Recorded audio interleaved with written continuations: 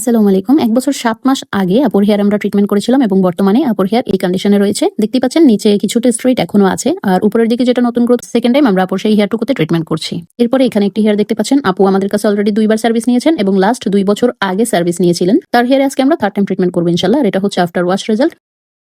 এরপর এখানে আরেকটি হেয়ার দেখতে পাচ্ছেন। এখানে আপু প্রায় ৩ বছর আগে আমাদের কাছে সার্ভিস নিয়েছিলেন। ট্রিটমেন্ট হেয়ারটা নেই, এখন সম্পূর্ণই হচ্ছে র হেয়ার, কিন্তু আপুর হেয়ার টাইপটা হচ্ছে ঠিক এরকম, অনেক উস্কো খুস্কো এবং ফ্রিজি। আর এখানে যে রেজাল্টটি দেখতে পাচ্ছেন, সম্পূর্ণ প্রসেসিং কমপ্লিট করার পর এটা হচ্ছে আফটার ওয়াশ রেজাল্ট। এরপর এখানে আরেকটি হেয়ার দেখতে পাচ্ছেন, খুবই পাতলা, ভিডিওতে বোঝা যায় না। এখানে প্রত্যেকজন আপুর হেয়ার খুব পাতলা ছিল। যাই হোক, আপুর এই হেয়ারেও আমরা আমাদের সিগনেচার ময়শ্চারাইজার ট্রিটমেন্ট করলাম। আর এটা করার সুবিধা হচ্ছে হেয়ার ইনস্ট্যান্ট হেলদি স্মুথ হয়ে যায় এবং দেখতে কিছুটা ঘন লাগে। তারপরে এখানে আরেকটি হেয়ার দেখতে পাচ্ছেন, আপু আমাদের রিপিট কাস্টমার। ভিডিওতে যতগুলো হেয়ার দেখানো হয়েছে সব হেয়ারের চেয়ে এই হেয়ারটা খুব বেশি পাতলা, যেটা ভিডিওতে দেখে বোঝা যাচ্ছে না। এবং আপু প্রায় ১ বছরের বেশি সময় হবে আমাদের প্রথমবার যখন ট্রিটমেন্ট নিয়েছিলেন। আর এখন হচ্ছে আপুর হেয়ারটা এই কন্ডিশনে আছে। এখানে সম্পূর্ণ হেয়ারই ট্রিটমেন্ট রয়ে গিয়েছে, জাস্ট নিউলি গ্রোথ হেয়ারটাতে আমরা আবার ট্রিটমেন্ট করব। কিন্তু অলরেডি যেটাতে সার্ভিস দেয়া হয়েছিল সেটা আগের মতোই আছে। দেখুন, হেয়ার খুব পাতলা হওয়ার পরেও কিন্তু কোনো রকম ড্যামেজড হয়নি।